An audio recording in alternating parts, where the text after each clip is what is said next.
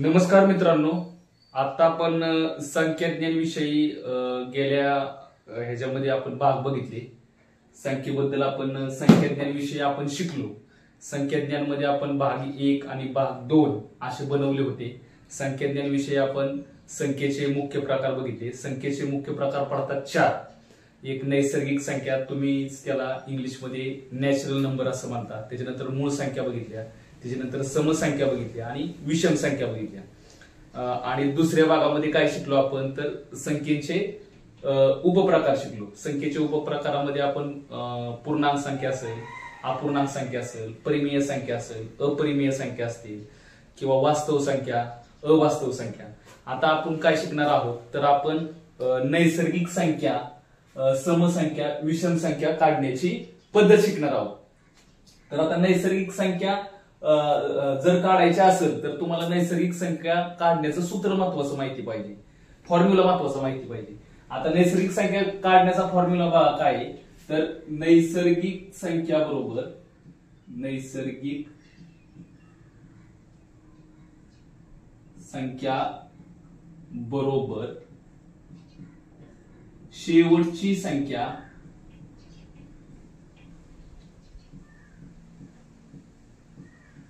वजा पहिली संख्या अधिक 1 हा नैसर्गिक संख्या काढण्याचा फॉर्म्युला आहे. तर नैसर्गिक संख्या काढत असताना तुम्हाला समसंख्या पण त्याच्यामध्येच मिळतात आणि विषम संख्या पण त्याच्यामध्येच मिळतात. म्हणजे आता एक उदाहरण घेऊया आपण. बघा, आता एक एक्झाम्पल बघा, उदाहरण बघा, म्हणजे त्याच्यावरून तुम्हाला नैसर्गिक संख्या, समसंख्या आणि विषम संख्या कशा काढायच्या. तर आता 11 ते 45 पर्यंत किती नैसर्गिक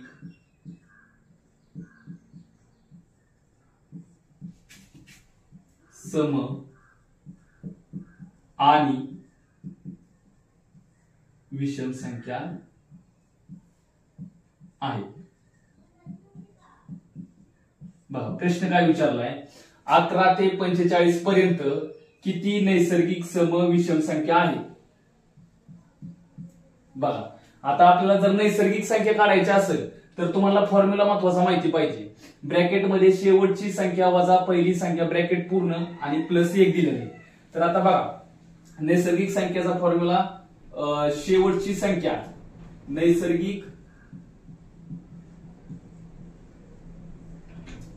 संख्या बरोबर ब्रॅकेट शेवटची संख्या कुठली आहे, 45 आहे, वजा आणि पहिली संख्या कुठली आहे तर 11 आहे, ब्रॅकेट पूर्ण प्लस 1. बघा, 45 वजा 11, 45 मधून वजा 11 करा, 5 मधून 1 गेला उरला 4, 4 मधून 1 गेला उरले 3 आणि त्याच्यामध्ये परत प्लस 1 करा. 34 आणि 1 35, म्हणजे एकूण नैसर्गिक संख्या किती मिळाल्या तुम्हाला, तर 35 या नैसर्गिक संख्या मिळालेली आहेत. आता बघा, इथं समसंख्या आणि विषम संख्या, विषम संख्या. आता मुळातच तुम्हाला ह्या संख्या दोन्हीच्या विचारलेल्या आहेत, 11 ते 45 ह्या विषम संख्या, म्हणून तुमची एक विषम संख्या एक्स्ट्रा असणारी. जर आपण ह्या 35च्या निम्म जर केलं तर निम्म्या सम असणारे आणि एक एक्स्ट्रा विषम असणारी. 35च्या निम्म होऊ शकत नाही म्हणून एक संख्या काय केली आपण बाहेर काढली, बरोबर. उरल्या संख्या 34. 34च्या जर निम्म केलं तर 17 विषम आणि 17 सम असणारे. पण ही उरलेली जी एक संख्या आहे ती विषम संख्येमध्ये ऍड करायची. कारण का, तर 11 ते 45 ह्या संख्या विचारतानाच विचारल्यात विषम संख्या, त्याच्यामुळे उरलेली जी एक संख्या आहे तर ती संख्या विषम मध्ये ऍड करायची. मग तुमच्या एकूण संख्या सम आल्या 17 आणि विषम किती आल्या 18.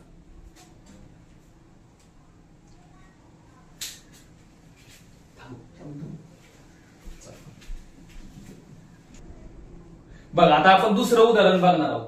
आता दुसऱ्या उदाहरणामध्ये बघा, 28 ते 64 पर्यंत नैसर्गिक सम आणि विषम संख्या किती आहे बघा.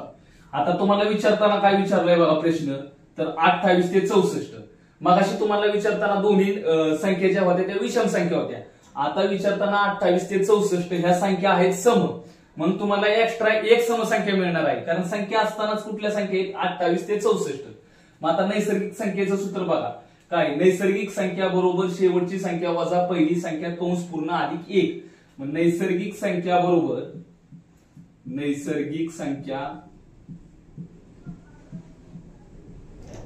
बरोबर शेवटची संख्या कुठली आहे 64 आहे, वजा पहिली संख्या बघा कोणती आहे तर 28 आहे, 28 कंस पूर्ण अधिक 1. 64 मधून वजा 28 करा, 4 मधून 8 जात नाही म्हणून हातच्या किती घेतला आपण 14 हातच्या घेतला, 14 मधून 8 गेली, किती उरले तर उरले 6.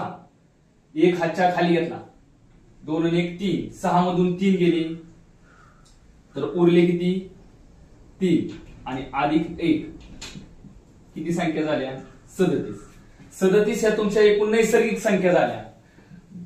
बघा मग सम किती असणार आहेत आणि विषम किती असणार आहेत बघा.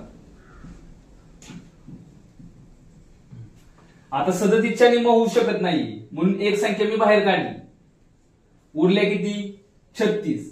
36 च्या जर निम्म केलं तर 18 सम आणि 18 विषम. 18 काय आल्या सम आल्या आणि 18 आल्या विषम. आता ही जी राहिलेली एक संख्या आहे ती मला समसंख्येमध्ये ऍड करावी लागणार, कारण इथं विचारताना दोन्ही संख्या सम विचारलेली आहे, त्याच्यामुळं एक 18 मध्ये आपण ती राहिलेली संख्या ऍड केली म्हणून एकूण समसंख्या आल्या 19 आणि विषम संख्या एकूण आल्या 28.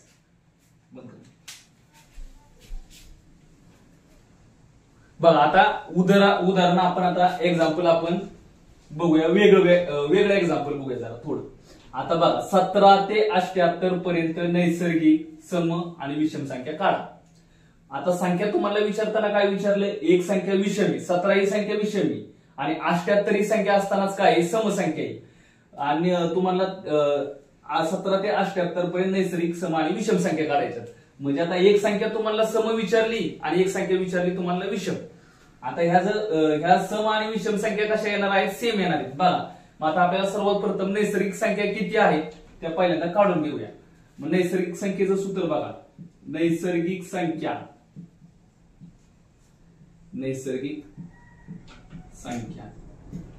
बरोबर शेवटची संख्या कुठली आहे 78 वजा पहिली संख्या कोणती आहे तर 17 अधिक 1 बरोबर 78 वजा 17. 8 मधून 7 गेला उरला 1, 7 मधून 1 गेलं उरला 1 आणि त्याच्यामध्ये एक संख्या ऍड केली झाली 62. म्हणजे एकूण नैसर्गिक संख्या तुम्हाला किती मिळाल्या 62 मिळाल्या. निम्म्या ह्याच्यातल्या सम असणार आहेत आणि निम्म्या विषम असणार आहेत. आता संख्या काढायची काही गरज नाहीये, मागाच्या पासून आपण संख्या बाहेर काढत होतो. कारण का तर तुम्हाला विचारलं सम दोन्ही संख्या सम दिल्या जात होता, त्याच्यामुळे तुम्हाला एक संख्या बाहेर काढावी लागते. दोन्ही संख्या ज्यावेळेस विषम दिल्या जातात त्यावेळेस तुम्हाला एक संख्या बाहेर काढावी लागते. पण एक संख्या तुम्हाला इथं विषम विचारली आणि एक संख्या तुम्हाला सम विचारली, मग तुम्हाला 62 च्या निम्म करायचं. 62 च्या निम्म जर केलं भागिले 2, बे एके बे, बे त्रिक 6 आणि बे एके बे, म्हणजे तुमच्या समसंख्या आल्या 31 आणि विषम संख्या आल्या 31.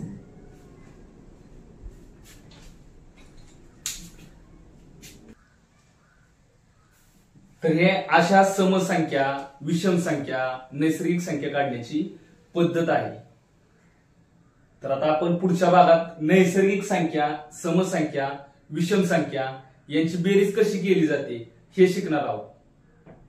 आता सगळ्यांनी ह्याचा सराव करायचा प्रयत्न करा, हे जमल तुम्हाला. हा फॉर्म्युला पाठच करावा लागणार आहे. नैसर्गिक संख्या बरोबर कंसामध्ये शेवटची संख्या वजा पहिली संख्या अधिक 1. तुम्हाला पहिल्यांदा ब्रॅकेट सोडवून घ्यायचे. ब्रॅकेट सोडवून घेतल्यानंतर तुम्हाला +1 ऍड करून येणाऱ्या नैसर्गिक संख्या असतात.